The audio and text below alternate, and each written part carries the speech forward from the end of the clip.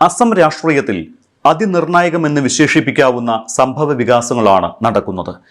അസം നിയമസഭാ തെരഞ്ഞെടുപ്പിന് വിരലിലെണ്ണാവുന്ന മാസങ്ങൾ മാത്രം ശേഷിക്കെ 3 മുൻ MLA-മാരാണ് കോൺഗ്രസ് രാഷ്ട്രീയത്തിനൊപ്പം ചേർന്നിരിക്കുന്നത്.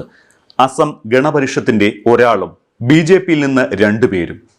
BJP-യുടെ രാഷ്ട്രീയ ചാണക്യനായ കേന്ദ്രമന്ത്രി അമിത്ഷാ അസം സന്ദർശിച്ച് ദിവസങ്ങൾക്കകമാണ് BJP-യിൽ നിന്ന് ഈ കൊഴിഞ്ഞുപോക്ക് ഉണ്ടായിരിക്കുന്നത് എന്നതും ശ്രദ്ധേയം. അസമിന്റെ ഭരണത്തിൽ തുടർച്ചയായ 3-ാം മൂഴം ലക്ഷ്യമിടുന്ന BJP-ക്ക് ഇത് തിരിച്ചടിയാകുമെന്നും കോൺഗ്രസിനെ ശക്തിപ്പെടുത്തുമെന്നും കോൺഗ്രസ് വിലയിരുത്തുന്നു.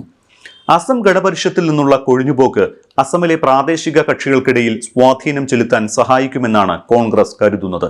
സിബ്ജാഹറിൽ നിന്നുള്ള മുൻ MLA ബിനന്ദ സൈക്കിയ, കമൽപൂരിൽ നിന്നുള്ള മുൻ MLA സത്യബ്രതത് കലിത, കർബി ആംഗ്ലോഗിൽ നിന്നുള്ള മുൻ MLA ഡോക്ടർ മൻസിംഗ് റോൺപി എന്നിവരാണ് ഇന്ദിരാഭവനിൽ വെച്ച് കോൺഗ്രസ് അംഗത്വം സ്വീകരിച്ചത്. AICC general secretary KC Venugopal ഇവർക്ക് അംഗത്വവും നൽകി. സംസ്ഥാനത്തിന്റെ വിവിധ മേഖലയിൽ ശക്തമായ സ്വാധീനമുള്ളവരാണ് പാർട്ടിയിലേക്ക് എത്തിയത് എന്ന് കോൺഗ്രസ് വിശദമാക്കുന്നു. സാധാരണക്കാർക്കിടയിൽ BJP വിരുദ്ധ വികാരം വേണ്ടവിധം ഉപയോഗിക്കാൻ ഈ നേതാക്കൾക്ക് സാധിക്കുമെന്നും കോൺഗ്രസ് നിരീക്ഷിക്കുന്നു. അസമിലെ എല്ലാ മേഖലയും മാറ്റത്തിനായി ആഗ്രഹിക്കുന്ന ജനവിഭാഗങ്ങളുടെ ആഗ്രഹ പൂർത്തീകരണത്തിന് കോൺഗ്രസിനെ അധികാരത്തിൽ തിരിച്ചെത്തിക്കാൻ ഇത് ഗുണം ചെയ്യുമെന്ന് കോൺഗ്രസ് കരുതുന്നുണ്ട്. നിലവിൽ BJP നയിക്കുന്ന NDA സഖ്യ സർക്കാരാണ് അസമിൽ ഭരണം നടത്തുന്നത്. അഴിമതി കമ്പനിയുടെ ഭരണമാണ് അസമിലെ BJP-യുടേതെന്ന് കോൺഗ്രസ് കുറ്റപ്പെടുത്തുന്നു. അസമിലെ ഏറ്റവും വലിയ രാഷ്ട്രീയ വിവാദം കുടിയേറ്റമാണ്. കുടിയേറ്റ വിരുദ്ധ രാഷ്ട്രീയം ആളിക്കത്തിച്ച് അസമിൽ വളർന്നു വന്നവരാണ് അസം ഗണപരിഷത്തും RSS നേതൃത്വം നൽകുന്ന BJP-യും ഒക്കെ. ഇന്നും ബംഗ്ലാദേശിൽ നിന്നുള്ള കുടിയേറ്റക്കാർ എന്ന ലേബൽ നൽകി ആയിരങ്ങളെയാണ് BJP അസമിൽ വേട്ടയാടുന്നത്. അതിന്റെ പേരിൽ അസമിൽ ഒളിവിൽ കഴിയുന്നതും ആയിരങ്ങളാണ്. അസമിൽ നിന്ന് കുടിയേറ്റക്കാരെ ഒഴിവാക്കി മോചിപ്പിക്കുമെന്നായിരുന്നു BJP-യുടെ തെരഞ്ഞെടുപ്പ് പ്രകടന പത്രിക പോലും.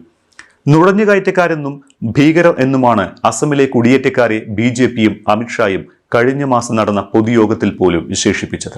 സ്വത്വ രാഷ്ട്രീയത്തിന്റെ ഈ തെറ്റ് തിരുത്തുന്നവരാണ് ഇപ്പോൾ കോൺഗ്രസിനൊപ്പം ചേർന്നവരെന്ന് കോൺഗ്രസ് വിലയിരുത്തുന്നു. 2026-ൽ നടക്കാനിരിക്കുന്ന തെരഞ്ഞെടുപ്പിൽ BJP 3-മതും അധികാരത്തിൽ വരുന്നത് സ്വപ്നം കാണുന്നുണ്ടായിരുന്നു. അതിനായുള്ള പരിശ്രമങ്ങളാണ് BJP നടത്തി വന്നതും. അമിത്ഷായുടെയും തൊട്ടുപിന്നാലെ പ്രധാനമന്ത്രി നരേന്ദ്രമോദിയുടെയും അസം സന്ദർശനം ഇതിന് അടിത്തറ പാകുന്നതായിരുന്നു. എന്നാൽ ഇതിനിടയിൽ തന്നെ പാളയത്തിൽ പട നടക്കുന്നത് BJP മുൻകൂട്ടി കണ്ടില്ല. അതിന്റെ ബാക്കി പത്രമാണ് ഇപ്പോഴത്തെ ഈ കൊഴിഞ്ഞുപോക്ക്. അസമിലെ മുസ്ലിങ്ങളെ നുഴഞ്ഞുകയറ്റക്കാരായി ചിത്രീകരിക്കുന്നതായിരുന്നു സംഘപരിവാറിന്റെ തുടക്കം മുതലുള്ള അജണ്ട. അസമിലെ മണ്ണിന്റെ മക്കൾവാദം ഈ പ്രചാരണങ്ങൾക്ക് കൊഴുപ്പ് കൂട്ടുകയും ചെയ്തു. ഇതിന്റെ ഭാഗമായിരുന്നു രാജ്യത്ത് തന്നെ ആദ്യമായി പൗരത്വ പട്ടിക അസമിൽ പുറത്തിറക്കിക്കൊണ്ടുള്ള സംഘപരിവാറിന്റെ വിഭജന രാഷ്ട്രീയം. പക്ഷേ അപ്പോഴും മുസ്ലിങ്ങളായ കുടിയേറ്റക്കാരെ മാത്രമാണ് BJP സർക്കാർ സംസ്ഥാനത്ത് നിന്ന് പുറത്താക്കിക്കൊണ്ടിരുന്നത് എന്നാണ് കോൺഗ്രസ് പറയുന്നത്. മുസ്ലിങ്ങൾ അല്ലാത്തവർക്കെല്ലാം പൗരത്വം ലഭിക്കുകയും ചെയ്യുന്ന സ്ഥിതിയുണ്ടായി. ഇക്കഴിഞ്ഞ മെയ് മാസത്തിന് ശേഷം 303 പേരെ അസമിൽ നിന്ന് പൗരത്വത്തിന്റെ പേരിൽ അസം പോലീസും BSF-ഉം ചേർന്ന് പുറത്താക്കിയതായാണ് കണക്ക്. ഇവരെയൊക്കെ സ്വന്തം പൗരന്മാരല്ല എന്ന് പറഞ്ഞ് ബംഗ്ലാദേശ് സൈന്യവും തിരിച്ചയച്ചു. ചുരുക്കത്തിൽ പരമദരിദ്രരായ ഒരു പറ്റം മനുഷ്യർ 2 രാജ്യങ്ങൾക്കിടയിൽ കിടന്ന് ചക്രശ്വാസം വലിച്ചു. എന്നാലോ യഥാർത്ഥ അനധികൃത കുടിയേറ്റക്കാരാകട്ടെ പണവും സ്വാധീനവും ഉപയോഗിച്ച് നേരത്തെ തന്നെ പൗരത്വം തരപ്പെടുത്തുകയും ചെയ്തു. അസമിലെ നിലനിൽപ്പിന് മുസ്ലിം വിരുദ്ധതയ്ക്ക് പൗരത്വ നിയമം മാത്രം പോരാ എന്ന് മനസ്സിലാക്കിയ BJP സർക്കാർ ചിലരുടെ വീടുകൾ തെരഞ്ഞുപിടിച്ച് വ്യാപകമായി ഇടിച്ചു നിരത്താനും തുടങ്ങി. അസമിലെ BJP സർക്കാരിന്റെ ബുൾഡോസർ രാജിൽ നഷ്ടമായത് 2000-ഓളം ആളുകളുടെ വീടുകളാണ്.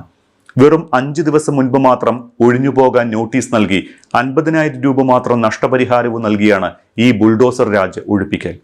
എന്തിനു വേണ്ടിയാണ് ഈ ഒഴിപ്പിക്കൽ? അദാനിയുടെ താപനിലയത്തിന് വേണ്ടി. സ്വന്തം ജനതയെ കുടിയൊഴിപ്പിച്ച് അദാനിയുടെ കുത്തകയ്ക്ക് ഭൂമി ഒരുക്കുകയാണ് BJP. 2026-ലെ തെരഞ്ഞെടുപ്പിന് മുന്നോടിയായി ബീഹാർ മോഡലിൽ അസമിലും സമഗ്ര വോട്ടർ പട്ടിക പരിഷ്കരണം നടപ്പാക്കുമെന്ന് തെരഞ്ഞെടുപ്പ് കമ്മീഷൻ അറിയിച്ചിട്ടുണ്ട്.